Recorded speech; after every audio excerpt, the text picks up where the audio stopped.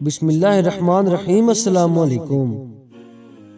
ربیع بن سلیمان رحمۃ اللہ علیہ کہتے ہیں کہ میں حج کے لیے جا رہا تھا، میرے ساتھ میرے ساتھی بھی تھے۔ جب ہم کوفہ پہنچے تو وہاں ضروریات سفر خریدنے کے لیے بازاروں میں گھوم رہے تھے کہ دیکھا ایک ویران سی جگہ میں ایک خچر مرا ہوا تھا اور ایک عورت جس کے کپڑے بہت پرانے بسیدہ تھے چاقو لیے ہوئے اس کے گوشت کے ٹکڑے کاٹ کاٹ کر ایک زنبیل میں رکھ رہی تھی۔ مجھے یہ خیال ہوا کہ یہ مردار گوشت لے جا رہی ہے، اس پر سکوت ہرگز نہیں کرنا چاہیے، شاید یہ عورت لوگوں کو ہی پکا کر کھلاتی ہو۔ سو میں چپکے سے اس کے پیچھے ہو لیا اس طرح کہ وہ مجھے نہ دیکھے۔ وہ عورت ایک بڑے مکان میں پہنچی جس کا دروازہ بھی اونچا تھا۔ اس نے جا کر دروازہ کھٹکھٹایا، اندر سے آواز آئی، کون ہے؟ اس نے کہا، کھولو، میں بدحال ہوں۔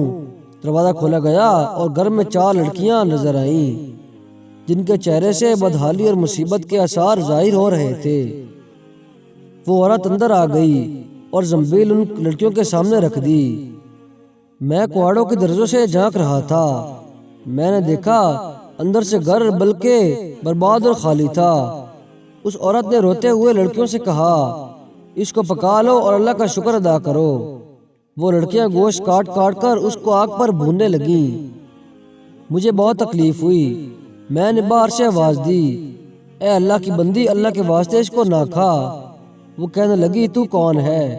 میں نے کہا، میں ایک پردیسی آدمی ہوں۔ اس نے جواب دیا، تو ہم سے کیا چاہتا ہے؟ 3 سال سے ہمارا نہ کوئی معین اور نہ کوئی مددگار ہے، تو کیا چاہتا ہے؟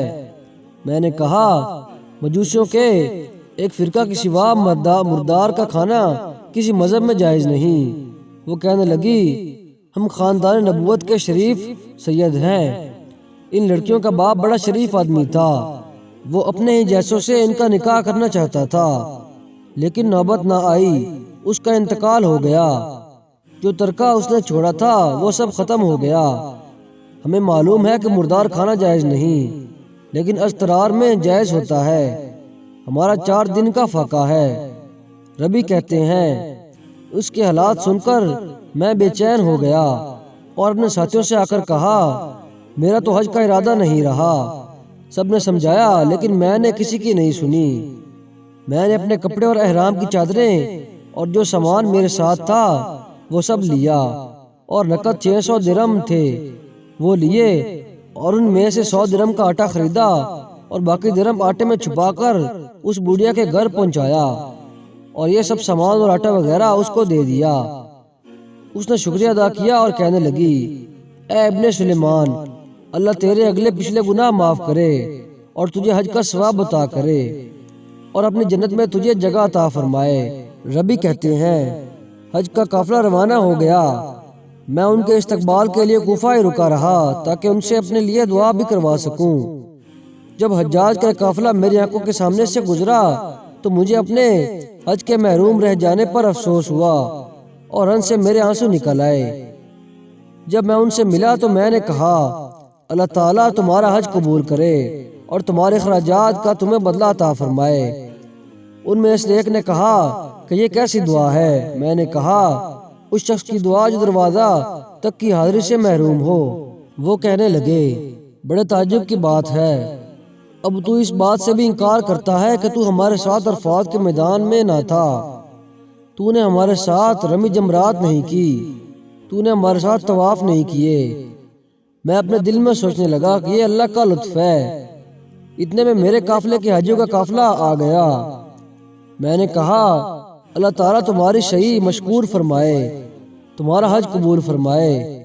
وہ بھی کہنے لگے، تو ہمارے ساتھ عرفات میں نہیں تھا، رمی جمرات نہیں کی، تو نے ہمارے ساتھ، اب تو انکار کر رہا ہے۔ ان میں سے ایک شخص آگے بڑھا اور کہنے لگا، بھائی انکار کیوں کرتے ہو؟ تم ہمارے ساتھ مکہ میں نہیں تھے یا مدینے میں نہیں تھے؟ جب ہم قبر اطہر کی زیارت کرتے باب جبریل کے بار کو آ رہے تھے، اس وقت ازدحام کی کثرت کی وجہ سے تم نے یہ تھیلی میرے پاس امانت رکھوائی تھی جس کی مہر پر لکھا ہوا ہے، جو ہم سے معاملہ کرتا ہے نفع کماتا ہے۔ اس نے کہا یہ لو اپنی تھیلی واپس۔ ربی رحمۃ اللہ علیہ کہتے ہیں میں نے اس تھیلی کو کبھی اس سے پہلے دیکھا بھی نہیں تھا۔ اس کو لے کر میں گھر واپس آیا، عشاء کی نماز پڑھی، اپنا وظیفہ پورا کیا۔ اسی سوچ میں جاگتا رہا کہ آخر یہ قصہ کیا ہے۔ اسی کشمکش میں میری آنکھ لگ گئی تو میں نے حضور اکرم صلی اللہ علیہ وسلم کی خواب میں زیارت کی۔ حضور اکرم صلی اللہ علیہ وسلم نے تبسم فرماتے ہوئے ارشاد فرمایا اے ربی، آخر ہم کتنے گواہ اس پر قائم کریں کہ تو نے حج کیا ہے، تو مانتا ہی نہیں۔ بات یہ ہے کہ جب تو نے اس عورت پر جو میری اولاد میں سے تھی خرچ کیا اور اپنا حج کا ارادہ ملتوی کیا تو اللہ تعالیٰ نے اس کا نعم البدل تجھے عطا فرمایا۔